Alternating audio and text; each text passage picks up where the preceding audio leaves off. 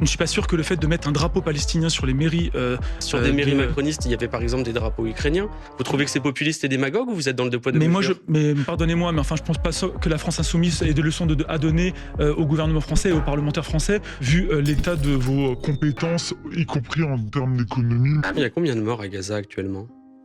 Je peux pas vous dire, il y en a à mon avis plus de 50 000 puisque c'est les chiffres qui nous remontent actuellement. Mais... On a plus de chiffres qui nous remontent parce que quasiment tous les journalistes ont été tués là-bas. Vous avez l'ancien chef de l'état-major israélien mais Monsieur Boyard, on était à plus de 200 000 morts Monsieur Boyard. blessés. Quand vous avez deux fois Monsieur Netanyahou qui survole l'espace aérien français alors qu'il est sous mandat d'arrêt international, Macron se rend complice de ce génocide. Quand vous avez les dockers de Marseille qui eux-mêmes doivent arrêter des bateaux qui portent des pièces pour des fusils mitrailleurs et que l'Élysée n'a rien fait, c'est les salariés qui doivent le faire. Alors oui, la France est complice du génocide. Non mais là on parle pardonnez-moi, mais on n'est même pas capable de me donner les chiffres du nombre de morts à Gaza.